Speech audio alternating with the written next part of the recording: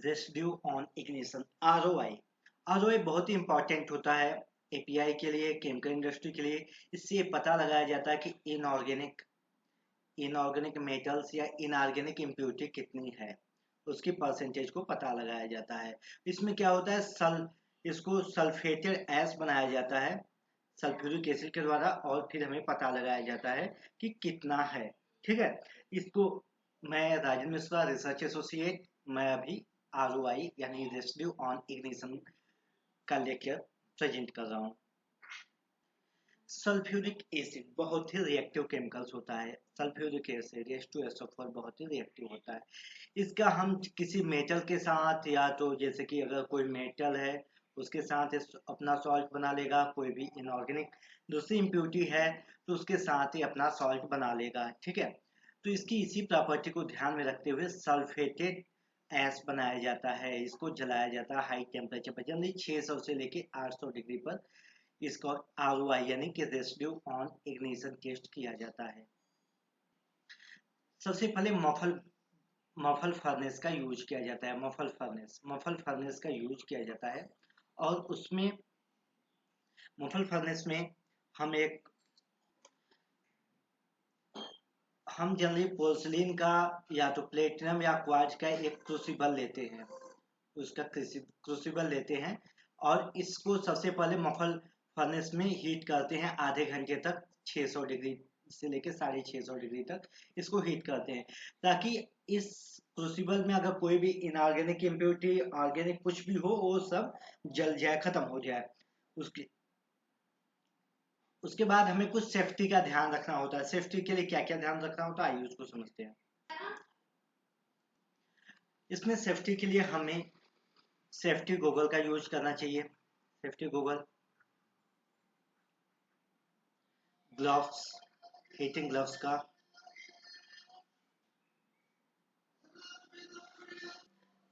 हमें ग्लव्स पहनना चाहिए। एमएसडीएस को फॉलो करना चाहिए। जो सल्फ्यूरिक एसिड इसमें यूज होता है मेटल के रूप में, वो हाईली कोरोसिव होता है। साथ साथ जो पॉलीमर डस्ट इसमें क्रिएट होता है वो रेस्पिरेटरी के लिए प्रॉब्लम कर सकता है। तो इन सारी चीज़ों का हमें स्पेशली ध्यान रखना चाहिए।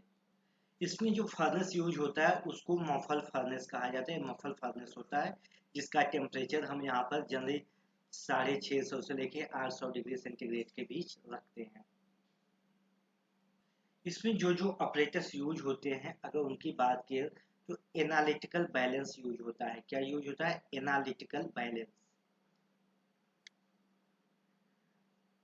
जिसकी एक्यूरेसी 0.0001 ग्राम तक होती है। दूसरा होता है मफल फर्नेस यूज होता है। जनरली इसको कंट्रोल करते हैं 600 से लेके ±50 डिग्री पर। तीसरा, इसमें हम पोर्सिलेन पोर्सिलेन क्रूसिबल का यूज करते हैं। ये सुटेबल साइज का, जैसा हमारा बैच साइज हो उसके अकॉर्डिंग लेते हैं। इसके अलावा रिंग स्टैंड होता है, रिंग स्टैंड विद रिंग, जिसमें पोर्सिलेन को हम होल्ड करते हैं। आयरन वायर होता है, डेसिकेटर होता है, टंग होता है पकड़ने के लिए, और क्रूसिबल को कवर करने के लिए क्रूसिबल कवर होता है। इतने ऑपरेटर्स इंस्ट्रूमेंट हमें मिनिमम चाहिए होते हैं। ठीक है। इसका हमें ध्यान, analytical balance, muffle furnace, porcelain crucible, ring stand with ring, iron iron wire चाहिए, डेसिकेटर, टंग पकड़ने के लिए, और पोर्सिलिन क्रूसिबल का एक कवर चाहिए। तो इतनी चीज़ों का हमें ध्यान रखना होता है। इतनी चीज़ें हमारे पास रिक्वायरमेंट इनकी है, इनको रखना चाहिए पहले पहले से तैयारी करके। इसमें जो रिएजेंट यूज होता है कंसनट्रेटेड H2SO4। जनरली इसको जो यूज करते हैं वो ACS ग्रेड का यूज करते हैं, जो रिएजेंट के रूप में सल्फ्यूरिक एसिड यूज होता है। जो प्रोसीजर इसमें फॉलो किया जाता है उसको हम देखते हैं। प्रोसीजर्स क्या फॉलो किए जाते हैं। सबसे पहले क्रूसिबल को हम पहले क्या करते हैं, क्रूसिबल जो होता है इसको हीट करते हैं लगभग आधे घंटे तक, 600 डिग्री या ±50 डिग्री पर इसको आधे घंटे तक हीट करते हैं। उसके बाद इसमें इसको बाहर निकालते हैं, क्रूसिबल को बाहर निकालते हैं, इसको डेसिकेटर में रखते हैं। डेसिकेटर में रखने के बाद फिर हम क्रूसिबल को बैलेंस करते हैं।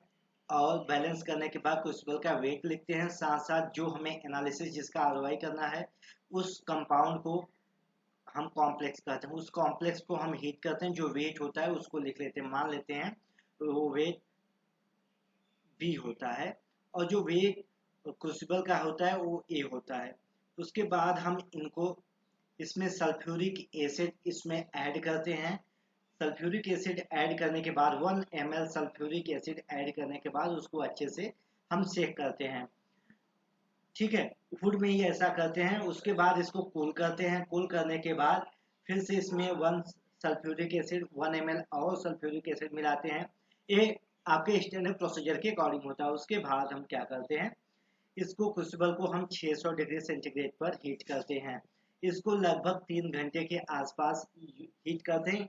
अलग अलग के लिए अलग अलग इसका टाइम हो सकता है। ठीक है, हीट करने के बाद इसको कूल करते हैं। अब इसको वेट करते हैं, जो हमारा मास आता है वो मान लो मास कितना होता है, वो मास होगा आपका बी माइनस ए होगा। ये जो डेल्टा डब्ल्यू इसको हम दिखाते हैं, इसको डेल्टा डब्ल्यू दिखाते हैं। अब उसके बाद क्या करते हैं, कैलकुलेशन करते हैं।